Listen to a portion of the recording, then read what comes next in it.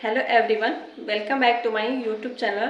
Friends, आज इस video में हम बात करेंगे एस्टेट के प्रिपरेशन स्ट्रेटजी को लेकर के कि एस्टेट एग्ज़ाम को जो है कैसे क्लियर करना है ताकि हम आराम से जो है अच्छे नंबरों के साथ एस्टेट एग्ज़ाम को क्वालिफाई कर पाएँ।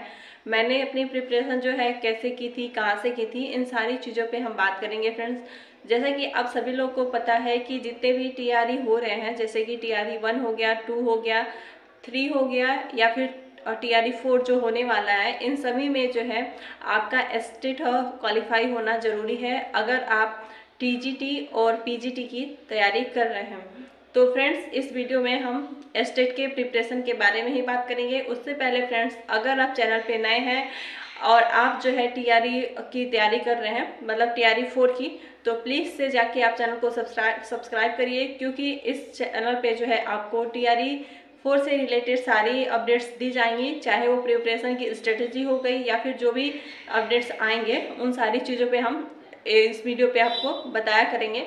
तो चलिए फ्रेंड्स, वीडियो को स्टार्ट करते हैं। फ्रेंड्स, सबसे पहले मैं ये बताऊंगी कि मैंने जो है अपनी प्रिपरेशन कैसे की थी।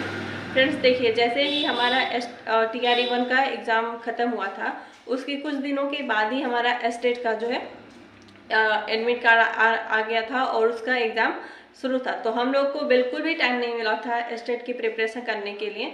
लेकिन हाँ, मेरा सब्जेक्ट जो है वो साइंस है, तो मैंने जो है टीआरई में ऐसा तो है नहीं कि मैंने टीजीटी का अप्लाई किया था, क्योंकि टीजीटी के लिए टीआरई 1 में वही लोग अप्लाई कर सकते थे जिन्होंने 2019 में जो है एस्टेट दिया हो, और उस समय तो मेरा बीएड भी नहीं हुआ था, तो मैं एस्टेट क्या होता है इन सारी चीज़ों के बारे में बिल्कुल भी नहीं जानती थी। तो मेरे पास एस्टेट नहीं था और मैंने टीआरई 1 में टीजीटी या पीजीटी इन सारी चीज़ों के लिए अप्लाई नहीं किया हुआ था।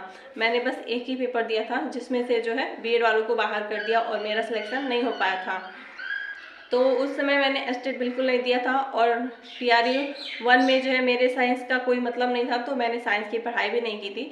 तो मैंने अपने साइंस की पढ़ाई जो है ग्रेजुएशन में या फिर 11th-12th में इन्हीं समय में जो किया हुआ था, और इसी के आधार पे जो है मैंने एस्टेट का अपना एग्ज़ाम दिया था।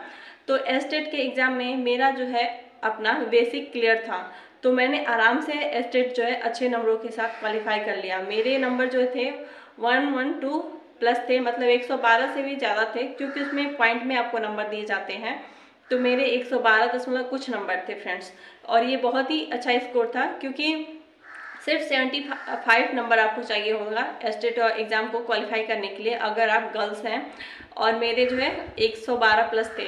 तो फ्रेंड्स, ये एक अच्छा स्कोर है, और मैंने इतना अच्छा स्कोर कैसे किया, हम इसी टॉपिक पे जो इस वीडियो में बात करेंगे। फ्रेंड्स देखिए, मैंने जो एग्ज़ाम दिया उससे एक बात अच्छे से क्लियर हो जाती है कि अगर आपको एस्टेट एग्ज़ाम क्वालिफाई करना है तो आपका जो है बेसिक क्लियर होना चाहिए। और बेसिक क्लियर तभी होगा, जैसे कि मान लीजिए आप एस्टेट का पेपर 1 देना चाहते हैं, तो आपको जो है 9th-10th की एनसीईआरटी पढ़नी पड़ेगी, जो भी आपका सब्जेक्ट होगा। और अगर आप पीजीटी की तैयारी करना है तो आपका एस्टेट पेपर 2 अगर क्वालिफाई करना है तो आप 9th, 10th, 11th, 12th की बुक पढ़िएगा, जो आपका सब्जेक्ट होगा उसका। जैसे कि मान लीजिए 150 नंबर का आपका जो है एस्टेट का पेपर आता है, जिसमें से 100 क्वेश्चन जो होते हैं आपके अपने सब्जेक्ट से होते हैं। जैसे कि अगर आपका सब्जेक्ट मैथ है तो 100 क्वेश्चन आपके मैथ के होंगे, साइंस है तो 100 क्वेश्चन आपके साइंस के होंगे, और अगर आपका एसएसटी है तो 100 क्वेश्चन आपके एसएसटी से होंगे, इंग्लिश है तो 100 क्वेश्चन इंग्लिश से होंगे। मतलब ऐसे ही आप सब कुछ समझ लीजिए कि आपका जो है इस तरह से आपके सब्जेक्ट से 100 क्वेश्चन होंगे। बाकी 50 क्वेश्चन जो होंगे उसमें आपका हिंदी होगा, इंग्लिश होगा, मैथ, रीजनिंग, और जो भी एसएसटी मतलब जीके जीएस सीडीपी भी आता है फ्रेंड्स। तो ये 50 क्वेश्चन में जो है ये सारी चीज़ें होंगी। तो 50 क्वेश्चन तो आप आराम से कर लेंगे अगर आपका बेसिक क्लियर है, और आपने जो है सीटेट एग्ज़ाम क्वालिफाई किया है तो उसमें भी आपने सीडीपी पढ़ा ही होगा। तो ये सारी चीज़ें जो हैं आपके सीटेट एग्ज़ाम को क्वालिफाई करने में आपकी मदद करेंगी। बाकी बात हो गई 100 नंबर की, जो हमारा खुद का सब्जेक्ट है। तो फ्रेंड्स देखिए, अगर आप साइंस के स्टूडेंट हैं तो आप जो है 9th-10th की एनसीईआरटी बुक पढ़िएगा। आपको किसी भी यूट्यूब चैनल पे जो है कोर्स खरीदने की या फिर यूट्यूब से पढ़ने की, इन सारी चीज़ों की बिल्कुल भी जरूरत नहीं है फ्रेंड्स। बस एनसीईआरटी पढ़िएगा 9th और 10th की। अगर आपका सब्जेक्ट मैथ है तो मैथ में आपको बेसिक चीज़ें आनी चाहिए, जो भी जोड़ घटाना गुणा भाग ये सारी चीज़ें होती हैं। और बाकी जो भी आप कॉम्पिटिटिव एग्जाम में हल्के फुल्के जो क्वेश्चंस देखते हैं, जैसे रेलवे ग्रुप डी होगा, SSC GT हो गया, इन सारे एग्जाम में जैसे क्वेश्चंस आते हैं वो सेम वही क्वेश्चंस थे। बहुत ही इजी क्वेश्चंस फ्रेंड्स मैथ के, तो आप लोग मैथ भी अच्छा कर पाएंगे। अगर आपका सब्जेक्ट इंग्लिश है तो फ्रेंड्स इंग्लिश जो है मैं 2 टीचर्स का नाम बताऊंगी, उनसे ज़रूर पढ़िएगा। एक इंडिया स्टडीज़ करके चैनल है, उस पर इंग्लिश बहुत ही अच्छा पढ़ाया जाता है। आपके वो कैप्स जो भी मेन चीज़ें हैं और कंफ्यूजिंग जो वर्ड्स होते हैं, ये सारी चीज़ें आप अच्छे से कर पाएंगे। ईडियम फ्रेजेस जो भी इंग्लिश आपका जो है, ये ऐसे चैनल हैं जो आपके TRE 4 में भी मदद करेंगे अगर आपको TRE 4 में इंग्लिश की तैयारी करनी है फ्रेंड्स। तो एक चैनल हो गया इंडिया स्टडीज़ और एक चैनल जो है उस पर आप रानी मैम से पढ़ सकते हैं, क्योंकि बहुत सारे इंग्लिश के ऐसे स्टूडेंट हैं जिन्होंने रानी मैम से पढ़ के जो है अपना सिलेक्शन लिया है। तो फ्रेंड्स आप इंग्लिश के लिए ये 2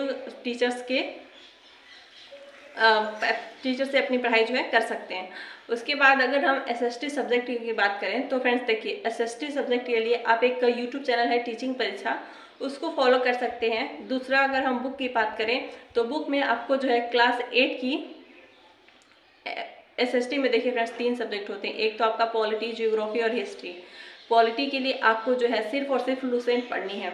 जियोग्राफी के लिए जो है आप क्या करिए, ज्योग्राफी के लिए NCERT सार पढ़िए और इकोनॉमिक्स भी आप NCERT सार से कंप्लीट करिएगा।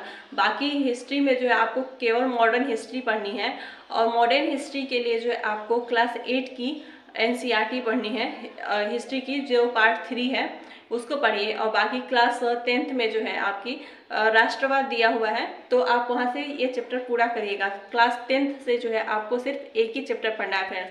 तो अगर आपके पास क्लास 10th की NCERT नहीं है तो इस चैप्टर की जो एक चैप्टर मैं बता रही हूँ राष्ट्रवाद, उसका जो है मैंने PDF अपने टेलीग्राम चैनल पे शेयर किया हुआ है, तो आप जा करके वहाँ से इस चैप्टर को पढ़ सकते हैं और बाकी आपको जो है क्लास 8 की NCERT पढ़नी है। तो इस तरह से आप SST सब्जेक्ट की अपनी तैयारी कर सकते हैं अगर आप स्टेट एग्जाम को क्वालिफाई करना चाहते हैं। बाकी इंग्लिश का, मैथ और रीजनिंग का, साइंस का जो है मैंने बता दिया। बाकी और क्या सब्जेक्ट है आपका कमेंट में कमेंट करके ज़रूर बताइएगा। मैं पूरी कोशिश करूंगी बताने का कि आपको वो सब्जेक्ट जो है कहाँ से पढ़ना चाहिए। तो फ्रेंड्स इस तरह से जो है आपको मैंने बता दिया कि आप स्टेट के प्रिपरेशन जो है कैसे कर सकते हैं। और फ्रेंड्स देखिए बहुत ही बेसिक चीज़ें आती हैं, जैसे कि अगर आप साइंस के स्टूडेंट हैं, मेरा जो साइंस था तो साइंस में जो है उसने हल्के हल्के क्वेश्चन पूछे थे, जैसे कि संतृप्त हाइड्रोकार्बन क्या होता है, असंतृप्त क्या होता है, एल्केन एल्कीन एल्काइन के फॉर्मूलेस क्या हो गए और लॉफिंग गैस का सूत्र क्या हो गया, ये सारी चीज़ें जो है उसने पूछ रखी थी। तो ये बहुत ही इजी था, मतलब मुझे लगता है, क्योंकि ये सारी चीज़ें जो है 9th 10th की NCERT में दी हुई हैं। तो अगर आप 9th 10th की NCERT पढ़ते हैं तो आप आराम से स्टेट पेपर 1 क्लियर कर पाएंगे। उसके बाद अगर आप स्टेट पेपर 2 की प्रिपरेशन कर रहे हैं तो आप जो है 9th 10th 11th 12th की बुक पढ़िएगा फ्रेंड्स, तो आप क्लियर कर लेंगे। आपका जो भी सब्जेक्ट है 100 नंबर उससे आएंगे और आपको टोटल जो है 75 मार्क्स लाने हैं, कोई निगेटिव मार्किंग नहीं होती है। तो इन सारी चीज़ों पे आप ध्यान रखिएगा और अच्छे से पढ़िए, आपका स्टेट जरूर क्लियर होगा। और फ्रेंड्स परेशान होने की बिल्कुल भी ज़रूरत नहीं है। तो फ्रेंड्स नेक्स्ट वीडियो जो है आप किस टॉपिक पे चाहते हैं कमेंट में कमेंट करके ज़रूर बताइएगा, मैं उस पर वीडियो ज़रूर बनाऊँगी। तो मिलते हैं नेक्स्ट वीडियो में, तब तक ले बाय बाय फ्रेंड्स।